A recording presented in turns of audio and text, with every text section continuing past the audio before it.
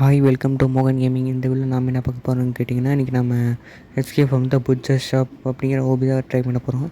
அவங்க டக்குனு பேசாமல் வீடியோக்குள்ளே போயிடலாம். இந்த ஓபி பார்த்திங்கன்னா ஒன் ஆஃப் த டஃபஸ்ட் ஓபின்னு எனக்கு ஃபீல் ஆச்சு. ஏன்னா இதில் ஒன்றை மட்டும் தாண்டதுக்கு நான் நிறைய அட்டம் எடுத்துட்டேன். ஆனால் இதில் நான் காட்டல, ஏன்னா அதை நான் கட் பண்ணிட்டு வீடியோ பெருசாயிரும் அப்படின்னு. அதனால் நான் இது கூட ஒரு 2-3 அட்டம்ப்டில் வந்து ஈஸியாக தாண்டியாச்சு. இந்தளவுக்கு பார்த்திங்கன்னா எல்லா ஆப்ஸ்டெக்ஸையும் நான் ஸ்பீடாக தான் பண்ணியிருப்பேன். ஏன்னா நான் இந்த வீடியோவை சின்னதாக மேக் பண்ணணுன்னு தான் பார்க்குறேன். லாங் வீடியோஸ் வேணுன்னா கமெண்ட் பண்ணுங்கள். அப்புறம் இந்த இடம் இதுவும் ஈஸி தான். இதையும் நான் கட் பண்ணி தான் போட்டேன். ஆனால் இது எனக்கு ஒரு 2, 4, 5 அட்டம்ப்ட்டுக்கு மேலே எடுத்தது. இல்லை நம்ம கொஞ்சம் பொறுமையாக தான் சேல் பண்ணணும். நீங்கள் இந்த கேமை கண்டிப்பாக விளையாட பாருங்கள். நான் கண்டிப்பாக இதை அப்ரிஷியேட் பண்ணுறேன். இப்போ நம்ம அடுத்துக்கு வந்தாச்சு. இது பார்த்திங்கன்னா இது ஈஸி தான். நம்ம இது முன்னாடி போயிட்டாக்க நம்ம அங்கங்கே நகர்த்தினா மட்டும் போதும். ஆனால் இதுலேயே நான் எல்லாத்துலேயும் ஜஸ்ட்டு மிஸ்ஸில் தான் தப்பிச்சிட்டு இருந்தேன். கடைசி ஒன்றில் ஜஸ்ட்டில் தப்பிச்சு நம்ம அடுத்த லெவலுக்கு போயாச்சு. ஆனால் இந்த லெவலில் பயம் படிக்கட்டில் மட்டும்தான் இறங்கணும் அப்படின்னு தெரில. பார்த்தா இங்கே ஒரு செக் பாயிண்ட் இருந்தது. இதுவும் பார்த்திங்கன்னா ரொம்ப கஷ்டம். ஏன்னா இதில் நான் இதுவுமே 4 அட்டம் எடுத்து தான் நான் போனேன். இது பார்த்திங்கன்னா இதுவும் 4 இதுவும் என் தம்பி எனக்கு சொல்லி கொடுத்தது தான். அதனால தான் இது ஈஸியாக நான் கடந்தாச்சு. அடுத்து தயவுசெஞ்சு சப்ஸ்கிரைப் பண்ணால் பார்க்குறவங்க தயவுசெஞ்சு சப்ஸ்கிரைப் பண்ணிட்டு பாருங்கள். அடுத்து நம்ம என்ன மாதிரி கண்டென்ட் போடலாம் அப்படிங்கிறதையும் இது கமெண்ட்டில் சொல்லுங்கள். இது நான் கண்டிப்பாக வீடியோவை எடுத்து போட ட்ரை பண்ணுறேன். அடுத்து பார்த்திங்கன்னா இங்கே நான் ஃபஸ்ட்டு வந்தோன்னே இந்த சைடு தான் ஏதோ வெகுக்குள்ளே போகணுன்னு நினச்சேன். கடைசியில் பார்த்தா இந்த மாதிரி டோனட்டில் தான் போகிற மாதிரி இருந்தது. இதில் பார்த்தீங்கன்னா உங்களுக்கு பொறுமை ரொம்ப அவசியம். நான் வாட்டுக்கு லக்கில் இப்படி அசால்ட்டாக போயிட்டேன். ஆனால் நீங்கள் பண்ணும்போது கொஞ்சம் பொறுமையாக அதை பண்ணுறது நல்லது. இதே மாதிரி பார்த்தீங்கன்னா நம்ம இந்த லெவலையும் முடிச்சாச்சு. இப்போ அடுத்த செக் பாயிண்ட்டுக்கு வந்தாச்சு. இல்லை இப்போ இதையும் ஸ்பீடப் பண்ணி ஏன்னா ரொம்ப நேரமாக இங்கேயே நின்றுருந்தேன். அதனால் அடுத்து ஸ்பீடப் பண்ணி நம்ம அடுத்த செக் பாயிண்ட்டுக்கு போயாச்சு. இது ஈஸி. இதெல்லாம் உங்களுக்கு எல்லாருக்கும் ஈஸியாக தான் இருக்கும். நானும் ஈஸியாக போயிட்டேன். ஆனால் 2 அட்டம்ப்டெல்லாம் இல்லை, இது ஒரே அட்டம்ப்டில் நான் போயாச்சு. அடுத்த அட்டம்ப்டில் தான் எனக்கு கொஞ்சம் டைம் எடுத்தது. ஏன்னா டக்குன்னு பார்த்தா வழி காணோம், சைடில் தான் இருக்குதுன்னு பார்த்தேன். இதுவும் பார்த்திங்கன்னா ஒரு அட்டம்ப்ட். இதுவும் ஈஸி தான். நீங்கள் அந்த இது மேலே ஜம்ப் பண்ணணும். ஆனால் பார்த்து ஜம்ப் பண்ணுங்கள். ஏன்னா நீங்கள் டக்குன்னு ஸ்லிப்பாக வாய்ப்பு இருக்குது. இதே மாதிரி பார்த்திங்கன்னா அந்த லெவலில் முடிச்சு நம்ம அடுத்த லெவலுக்கு போயாச்சு. இந்த லெவலுக்கு வந்து ரொம்பவே கஷ்டமான லெவல். இதென்டா கஷ்டம் அப்படின்னு பார்த்தீங்கன்னா எனக்கு இது கஷ்டமாக இருந்துச்சு. ஏன்னா இப்போ நான் ஆடுறதே இதுவே என் தம்பி ஆடி கொடுத்தது தான், நான் ஆடலை. இதே மாதிரி இப்போ அடுத்த செக் பாயிண்ட் இருந்துச்சு. இதுவும் கொஞ்சம் கஷ்டம்தான். அது உள்ளே போகும்போது தான் நீங்கள் போகணும். அது மட்டும் இல்லாமல் இதை பார்த்தீங்கன்னா தெரியனால இது நிறைய அட்டம்ப்ட் எடுத்து தான் இதை தாண்டி வந்தேன். அது மட்டும் இங்கே செக் பாயிண்ட்டு வேறு இல்லை.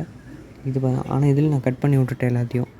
எங்கேட செக் பாயிண்ட்டை காணும் பார்த்தா கீழே வச்சுருந்தாங்க. அதனால் அதையும் ஏன்னா மேலே ஏறுறேன், அதையும் போய் கீழே போய் எடுத்தாச்சு. இப்போ அடுத்து வந்து நான் இதெல்லாம் ஸ்பீடாக தான் பண்ணணும். ஏன்னா இதெல்லாம் காமிச்சிருந்தால் வீடியோ லாங்காக போய் ஏற்கனவே 3 நிமிஷம் பக்கம் போயிடுச்சு. 3ங்கிறது கம்மி தான், இருந்தாலும் அது நம்ம இதுக்கு அதிகம்.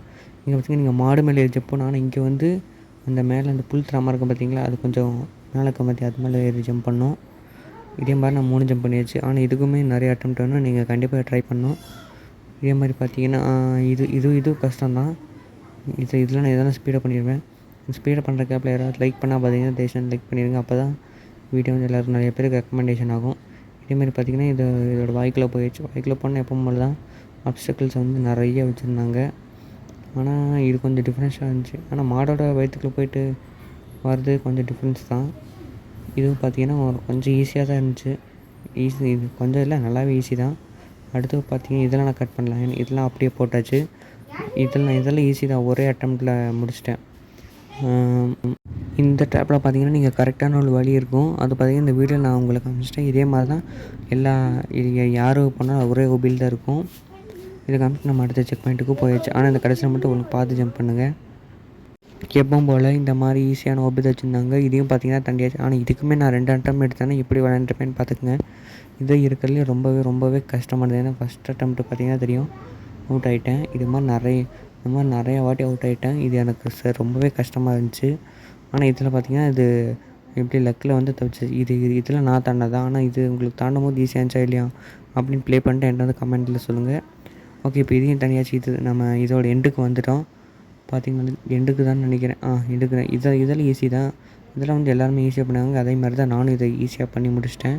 அடுத்து மேலே போய் இந்த ரைட் பட்டன் நீங்கள் சும்மா ஜம்ப் பண்ணினா போதும், அதுவே மாட்டிக்கும். இதே மாதிரி நீங்கள் ஜம்ப் பட்டன் மட்டும் கொடுத்தீங்கனாலே போதும், அது தானாக போய் மாட்டிக்க வேண்டியது, அதுவே பிடிச்சிரும். அடுத்து இதுக்கு பார்த்தீங்கன்னா ஃபஸ்ட் ஒன்று காலில் பட்டு அவுட் ஆகும் அப்படின்னு நினச்சேன்.